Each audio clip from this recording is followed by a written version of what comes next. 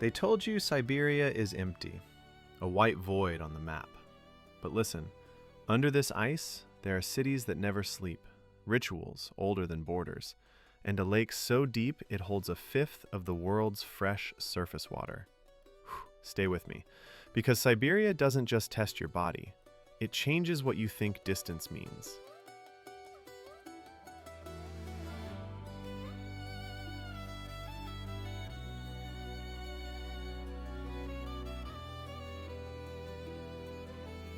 The word lands like a door slamming shut. Exile, winter, silence.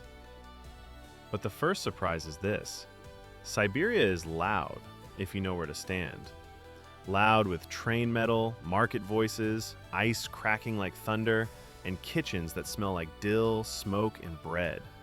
Because people live here. Millions of them. And today we're traveling through the version nobody posts. The in-between spaces, platforms at dawn, side streets, the steam of a banya, where Siberia stops being a myth and becomes a place you can touch.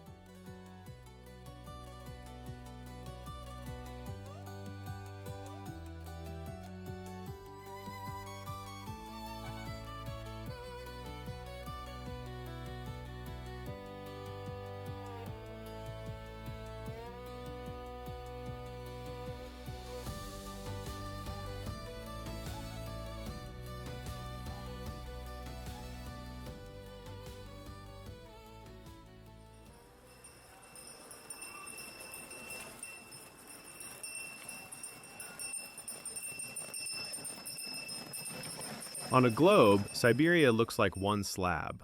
In real life, it's a continent of moods. Distances here don't just stretch geography, they stretch time. A short train ride can be overnight. A nearby town might be 8 hours away. And the weather, well, the weather doesn't negotiate.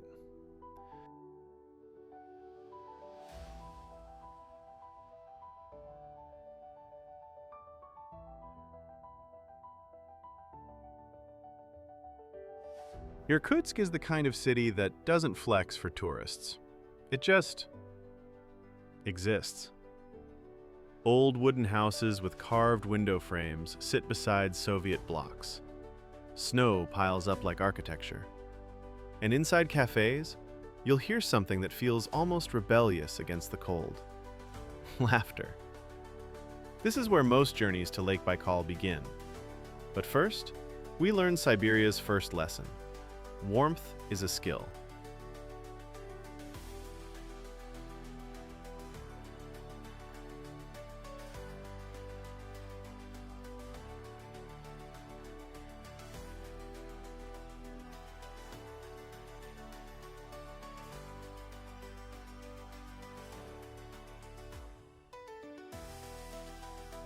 Let's get practical, because Siberia rewards planning. Most travelers enter via Moscow or St. Petersburg, then fly to Irkutsk, Novosibirsk, or Krasnoyarsk.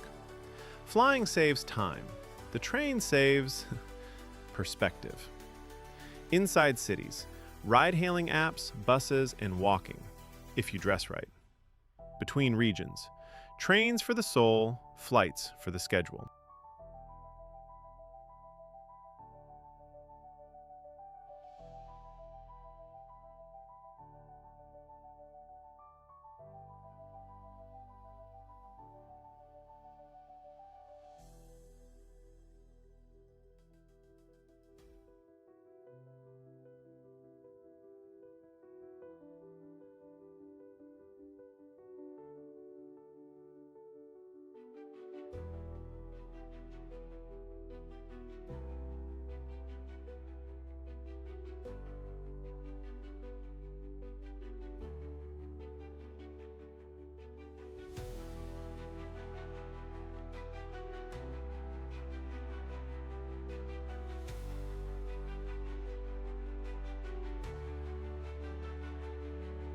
And then Baikal.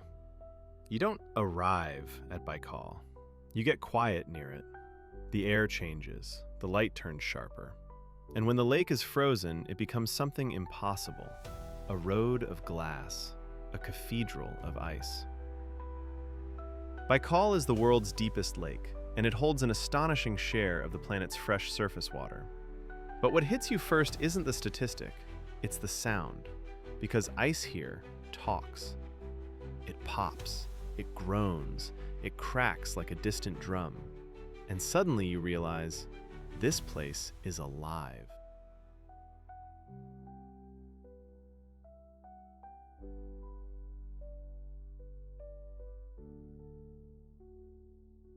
You climb for warmth, and you reach a place where the whole world feels outlined. From Chersky Stone, Baikal spreads out like a cold blue secret. The Angara River, Baikal's only outflow, cuts a dark line through white. This is the moment the postcard tries to steal from you. Don't let it. Stand longer. Let the wind rearrange your thoughts.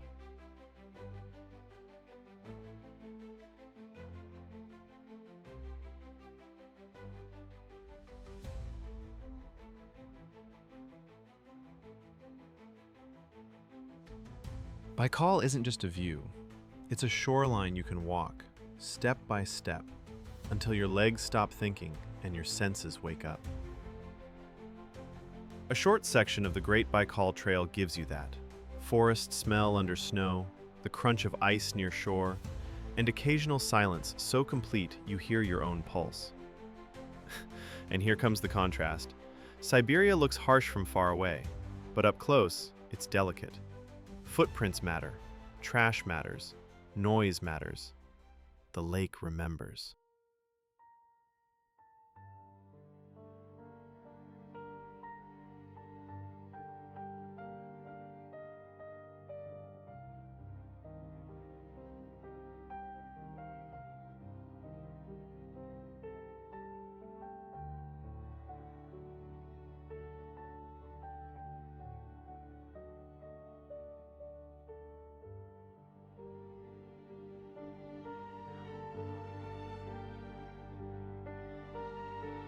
The Trans-Siberian isn't just transport. It's a changing gallery window. You learn the geography by repetition. Birch, pine, river, smoke, village, silence. And on the train, strangers become temporary neighbors. Someone offers tea. Someone shares bread. You trade a few words, then stare out the same window like you're watching the same long thought.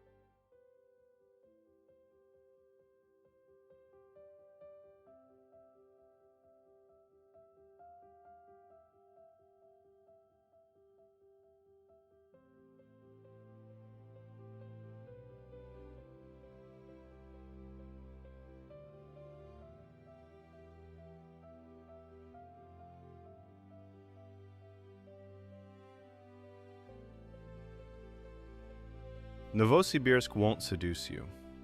It's not built for romance. It's built to function. And that's exactly why it's important. This is Siberia's big city reality. Universities, factories, theaters, and a rhythm that says, life continues even when winter tries to pause it. Come at dusk. Watch commuters wrapped like astronauts. Hear the snow under boots. Feel the city's quiet determination.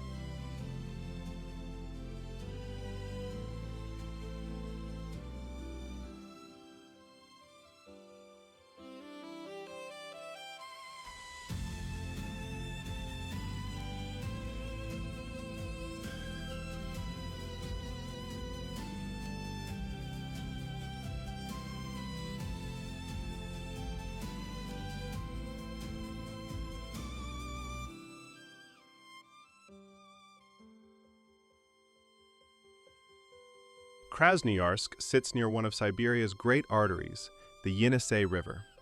Even frozen, it feels powerful, like something moving under the surface, waiting. This is where Siberia starts showing its classic contrast again. A working city pressed right up against raw nature. One tram ride and you can be near forest that looks endless.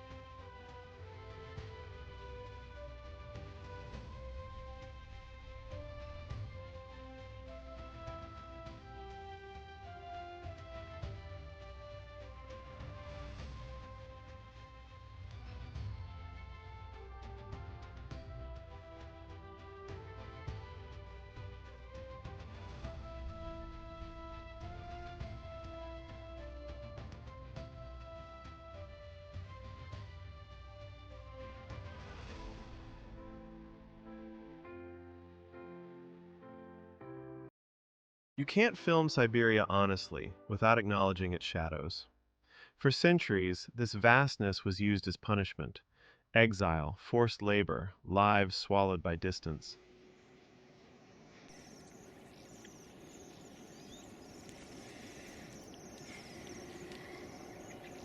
The cold didn't create cruelty, but it amplified it. And today, you'll meet people who hold that memory quietly, not as spectacle, as inheritance. So we don't come here to consume tragedy. We come to understand how a place can carry pain and still make room for joy.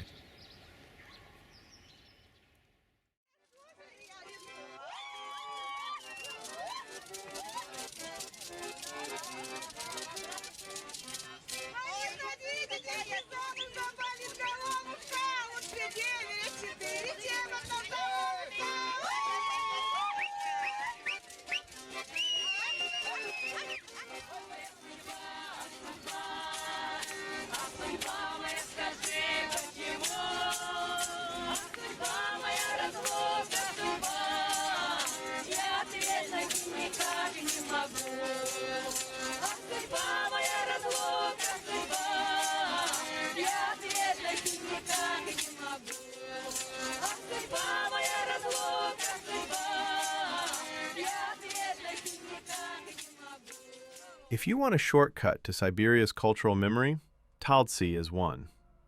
Wooden houses, churches, barns, structures moved and preserved like pages saved from a burning book. You smell timber, you see tool marks, you feel how people once lived with the land, not dominating it, negotiating with it. And suddenly, Siberia's emptiness looks different. It was never empty. It was just spread out.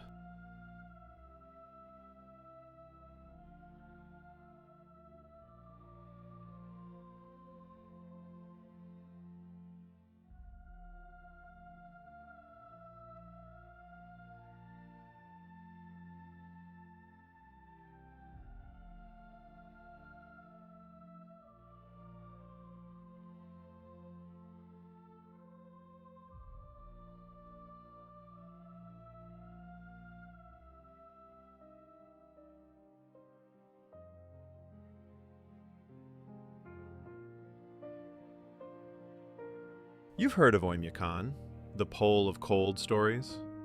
Whether you go there or not, the idea matters. It shows the extreme end of the same Siberian spectrum we've been living on. And here's what nobody tells you. Extreme cold isn't only dramatic, it's logistical. Phones die, plastics snap, breath crystallizes. So if you chase the cold for a photo, the cold will win.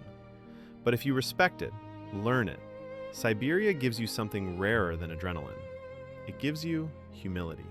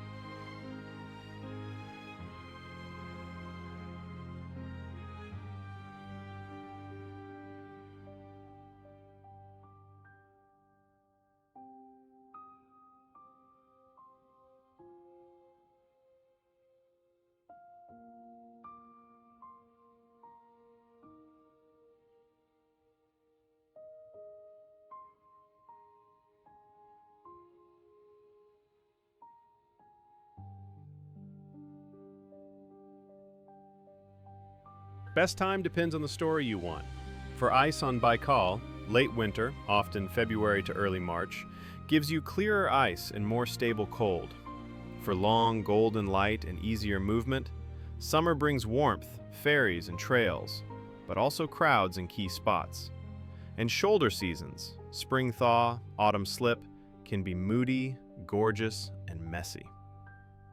If you're filming, winter is clean, graphic, cinematic. Summer is rich, layered, green. Choose your palette.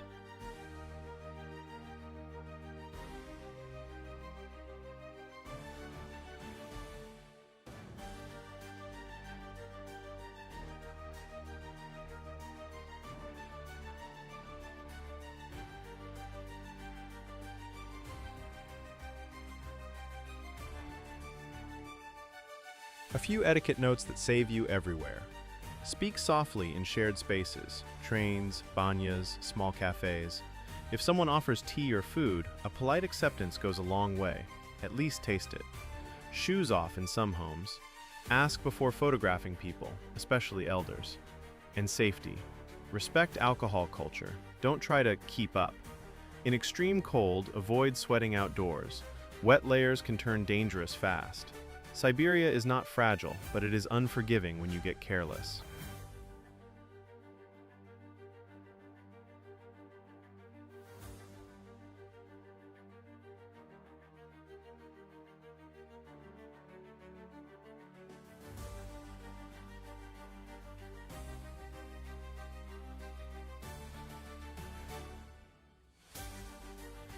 There's a moment in Siberia, often at night, when you realize the silence isn't empty. It's full. Full of the day's sounds finally settling. Full of your own thoughts getting louder because there's nowhere to hide from them. You came here expecting a battle against cold, but the real challenge is softer, being present. And the reward is also soft, a kind of clarity you don't get in loud places.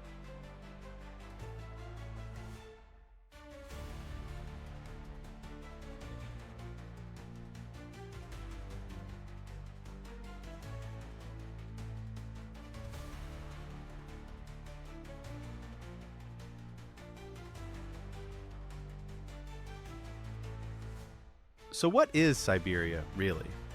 It's not a blank. It's a spread-out library of lives. Cities built on grit, food built on preservation, traditions built on shared heat, and landscapes that ask you to be honest. Siberia teaches you that comfort isn't a place, it's a relationship. Between you and weather, you and time, you and people. And if you listen closely, you'll notice, even here, in the cold, the human world keeps making warmth.